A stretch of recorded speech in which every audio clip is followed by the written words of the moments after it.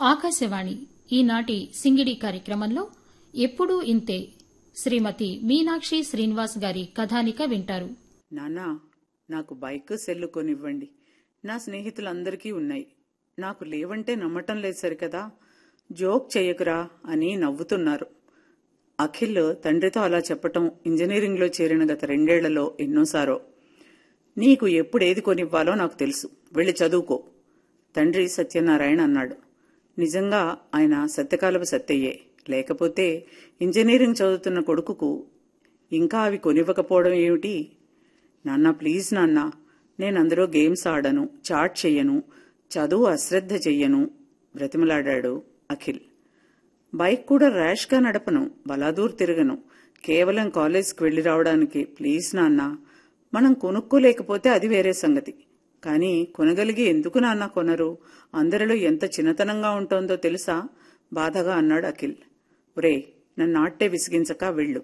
అయినా ఫ్రెండ్స్తో మాట్లాడడానికి ల్యాండ్ లైన్ ఉందిగా, అది చాలు. ఉద్యోగం చేస్తున్న నేనే కొనుక్కోలేదు. కొనలేక కాదు, అవసరం లేక. అనవసరమైనవి పెరిగే కొద్దీ అవసరమైన వాటి మీద శ్రద్ధ తగ్గిపోతుంది. నీ ఇంజనీరింగ్ అయిపోయాక అప్పుడు కొంటాలే. వెళ్ళి శ్రద్ధగా చదువుకో. తండ్రిని ఒకసారి కొరకొరా చూసి విసురుగా వెళ్లిపోయాడు లోపలికి. మరికొన్నాళ్లు గడిచాయి. అఖిల్ సరిపెట్టుకున్న పక్కనున్న స్నేహితులు ఎగదోయడం మానలేదు. ఆ రోజు అప్పుడే ఆఫీస్ నుంచి వచ్చి కాఫీ తాగి సేదతీరుతూ అలసటగా వాలు కుర్చీలో కూర్చున్న తండ్రి దగ్గరకు వెళ్లాడు అఖిల్. ప్లీజ్ నాన్న, నేను ఇంజనీరింగ్ 3వ ఏడు చదువుతున్నాను. ఇంకో ఏడాదైతే నా చదువు పూర్తయి ఉద్యోగంలోకి వస్తాను. ఇంతవరకు బైక్ లేదు, సెల్ లేదు. అందరూ నవ్వుతున్నారు నాన్న. పోనీ అంటే మీ ఆలోచన ప్రకారమే మైనారిటీ తీరకుండా బైక్ నడపడం చట్టరీత్యా నేరం అన్నారు. అందుకే నేను ఇన్నాళ్లు మళ్లీ అడగలేదు. మీరు చెప్పింది నిజమే కదా అని ఊరుకున్నాను. ఇప్పుడు నేను మేజర్ అయ్యాను.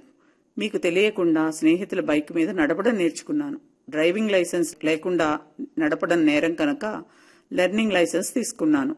ఇంకా మీ అభ్యంతరం ఏమిటో నాకు అర్థం కావటం లేదు నాన్న. మీరంటే మాకు చాలా గౌరవం. మీరు ఏది చెప్పినా చాలా చక్కగా విడమర్చి చెప్తారు. అందులో ఉండే మంచి చెడ్డలు అర్థమయ్యేలా చేస్తారు.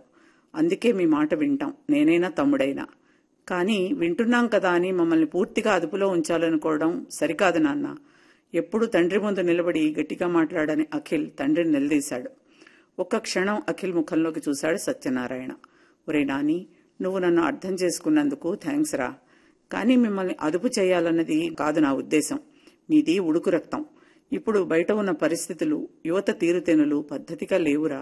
రోడ్డెక్కారంటే వాళ్ళు ఎలా ప్రవర్తిస్తున్నారో వాళ్ళకే తెలియటం లేదు. ఇంక బైక్ ఎక్కితే చెవిలో బ్లూటూత్, మనసు మేఘాల్లోనూ. బైకులు ఏదో రేసుకు వెడుతున్నట్టే. కానీ మన రహదారులు, ట్రాఫిక్ అందుకు అనుకూలంగా ఉండటం లేదు. జరగరాని అనర్థాలు జరిగేదాకా ఆ సంగతి ఎవ్వరికీ గుర్తుండటం లేదు. జరిగాక బాధపడటం కన్నా ముందే జాగ్రత్త పడ్డం మంచిది కదా. అయినా పోనీ మీ కాలేజ్ ఏమన్నా చాలా దూరం అయితే ఆలోచించవచ్చు. గట్టిగా 2 కిలోమీటర్లు లేదు. ఆ మాత్రం సైక్లింగ్ ఆరోగ్యానికి మంచిది కూడాను. ఎక్కువగా ఆలోచించక నీ మానాన్ని నువ్వుండు. అనేవాళ్లకి పని పాట ఉండదు. ఎప్పుడూ ఏదో ఒకటి అంటూనే ఉంటారు. పట్టించుకునే వాళ్ళని ఇంకా అంటారు. వాళ్ళ నైజం అంతా. అది లోక సహజం. వెళ్ళి అన్నం తిని హాయిగా చదువుకో, పేపర్ అందుకున్నాడు. తండ్రి అంత విశదంగా చెప్పాక ఇంకా ఏమనాలో కూడా అర్థం కాలేదు అఖిల్కి. విసురుగా లోపలికి వెళ్లిపోయాడు. అక్కడే పక్కగా కూర్చుని గోంగూర బాగు చేసుకుంటున్న నీలవేణి నెమ్మదిగా అంది. పోనీ కొనియకూడదండి, పాపం వెర్రిపిల్లాడు. ఎప్పటి నుండో అడుగుతున్నాడు. అయినా ఇంజనీరింగ్ 3వ ఏడాదికి వచ్చాడు. మంచి చెడ్డ వాడికి తెలుసు. చిన్నపిల్లాడు కాడుగా. అయిందా ఉపన్యాసం? పని చూసుకో. ఒక్క మాటతో ఆవిడ నోరు మూయించి తన పేపర్ చదువుకోవడంలో నిమగ్నమైపోయాడు. ఉదయం పేపర్ హెడ్లైన్స్ మాత్రమే చూస్తాడు. ఆయన ధ్యానం, పూజ అయి 8 బయలుదేరిపోవడంతో రాత్రి వచ్చాక స్నానం చేసి కాఫీ తాగి తీరుబడిగా పేపర్ చదువుతాడు. సాధారణంగా వార్తలు తప్ప టీవీ చూడడం కూడా తక్కువే. పిల్లల్ని అలాగే పెంచాడు. ఆయన అదృష్టం భార్యా పిల్లలు కూడా ఎడ్డం అంటే తెడ్డం అనక ఆయన మాట వినడం. ఇప్పుడు స్కూల్ పిల్లలకు కూడా సెల్ ఫోను, బైకు కామన్ అయిపోయాయి. ఈయనేమిటో స్నేహితులంతా హేళన చేస్తున్నారు. ఎప్పుడో 1940లో పుట్టాల్సిన వాడివిరా నువ్వు అంటూ. అన్యమనస్కంగా అన్నం కూడా తినకుండా మంచానికి అడ్డం పడ్డాడు. తల్లి భోజనానికి పిలిచినా వెళ్లలేదు. అఖిల్ బాగా చదువుతాడు. తెలివైనవాడే కాదు, నెమ్మదస్తుడు కూడా. అందుకే తండ్రి ఇవ్వనంటే బాధపడతాడే కానీ ఎదిరించి గొడవ పడ్డాం. రోజులు గడుస్తున్నాయి. ఇంకా అఖిల్ కూడా అడగడం మానేసి సెల్ వాడడం తనకే ఇష్టం లేదని చెప్పడం మొదలుపెట్టాడు. అలాగే కాలేజీకి సైకిల్ మీద వెళ్లడానికి మొదట్లో చాలా ఇబ్బంది పడేవాడు. కాలేజీకి కొంచెం దూరంలో ఉన్న తెలిసిన వాళ్ళ ఇంట్లో సైకిల్ పెట్టి ఆ కాస్త దూరం నడిచే వెళ్లేవాడు. కానీ రోడ్డు మీద ఎవరో ఒకరు చూడకుండా ఉండరుగా. ఎలాగో కాలేజీలో తెలిసిపోయింది. మొదట్లో ఏం చెప్పాలా అని ఆలోచించిన వాడే తరువాత సైక్లింగ్ ఆరోగ్యానికి మంచిదని, శరీరం ఫిట్ గా ఉంటుందని చెప్పేవాడు. నిజంగానే క్లాసులో పిల్లలు చాలా మటుకి వయసుకు మించిన శరీరంతో పొట్టతో ఉన్న అఖిల్ మంచి శరీర సౌష్ఠవంతో చక్కటి ఆరోగ్యంతో ఉండడంతో అందరూ, ముఖ్యంగా అమ్మాయిలు, అతన్ని ఇష్టపడేవారు. ఏమండి, ఇవాళ ఇంత ఆలస్యమైంది? రాత్రి సుమారు 10 అవుతుండగా నీరసంగా ముఖం వెళ్లాడేసుకుని వచ్చిన భర్తను అడిగింది నీలవేణి. పిల్లలు పడుకున్నారా? ఆవిడ ప్రశ్నకు జవాబు చెప్పకుండా అడిగాడు ఆయన. లేదు, లోపల గదిలో కూర్చుని చదువుకుంటున్నారు సమాధానం చెప్పి అతని చేతిలో బ్యాగ్ అందుకోబోయింది. ఆమె చేతికి ఇవ్వకుండా బ్యాగ్ కింద పెట్టి లంచ్ బాక్స్ తనే తీసుకుని బయట కడిగి బోర్లించి, నేను వెళ్లి స్నానం చేసి వస్తా అంటూ ఆ బట్టలతోనే బాత్రూంలోకి వెళ్లి తలారా స్నానం చేసి ఆ బట్టలు అక్కడే బకెట్లో పడేసి వచ్చాడు. అన్నానికి వస్తారా? మెల్లిగా అడిగింది. పడకుర్చీలో కళ్ళకి అడ్డంగా చెయ్యి పెట్టు కూర్చున్న భర్తని భయం భయంగా అడిగింది. ఏం జరిగిందో, ఎందుకలా ఉన్నారో అనుకుంటూ. నాకు ఆకలిగా లేదు, మీరు తినేయండి, చెయ్యి తీయకుండానే చెప్పాడు. ఉదయం సంఘటనే కళ్ల ముందు కదులుతోంది. మనసంతా అశాంతిగా చిందరబందరగా ఉంది. అసలే ఆఫీస్ టైం అయిపోతే ఈ ట్రాఫిక్ జామ్ ఏమిటి? రోడ్ బ్లాక్ చేశారు.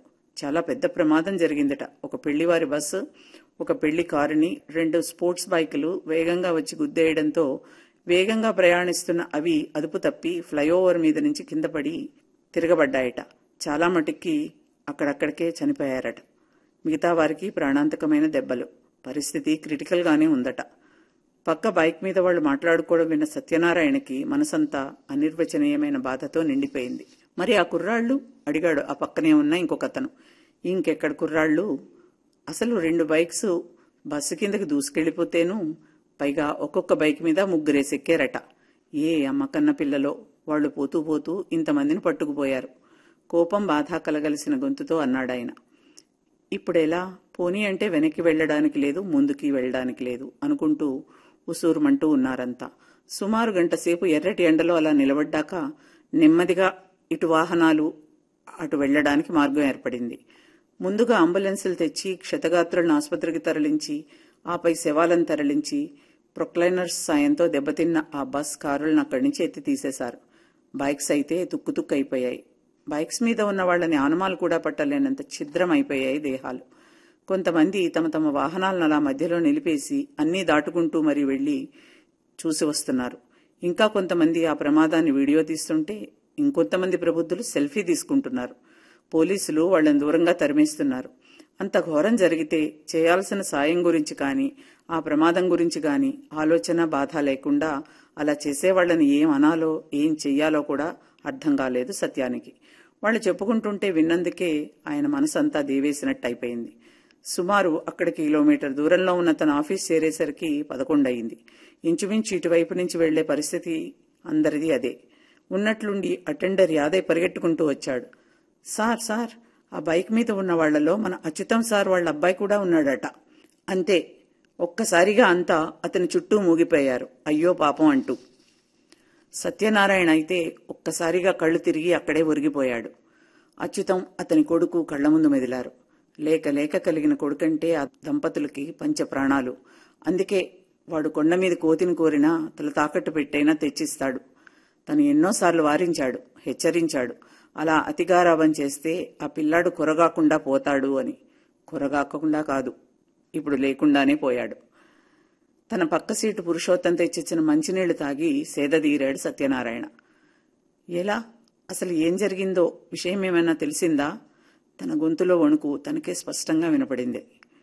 ఏముంది, నిన్న కొడుకు పుట్టినరోజని స్నేహితులతో కలిసి పార్టీ చేసుకుంటానని పీకల మీద కూర్చుంటే నా దగ్గరే 20,000 తీసుకుని ఇచ్చాడాయన. రాత్రంతా ఫుల్లుగా తాగేసి పొద్దున్నే ఒళ్ళు తెలియకుండా బైకులు తోలుంటారు, యాదయ్య చెప్పాడు. అతను చేసేది అటెండర్ ఉద్యోగం అయినా అందరికీ వడ్డీకి డబ్బులిస్తుంటాడు. ఇలా లెక్కాపత్రం లేకుండా ఖర్చు పెట్టే తమ స్టాఫ్ అందరికీ అతనే కల్పవృక్షం. విషయం తెలిసిన వెంటనే కొంతమంది, సాయంత్రం ఆఫీస్ అయ్యాక మిగతా వాళ్లు వాళ్ళ ఇంటికి వెళ్లి అతనికి సాయంగా నిలబడి పోలీసుల అనుమతితో ఆ శవాన్ని తెచ్చేసరికి దాదాపు సాయంత్రం అయింది. తెల్లగుడ్డలో చుట్టేసిన మూట తప్ప అక్కడేముందని. అందుకే అంతా త్వరపడి అచ్యుతాన్ని ఒప్పించి అంత్యక్రియలు జరిపించేశారు. వాళ్ల బంధువులు వచ్చే వరకు సాయం ఉండి ఎవరిళ్లకు వాళ్ళు చేరేసరికి అంత సమయమైంది. సత్యనారాయణకు కళ్లు తెరిచినా కళ్లు మూసినా ఆ సంఘటనే కనబడుతోంది.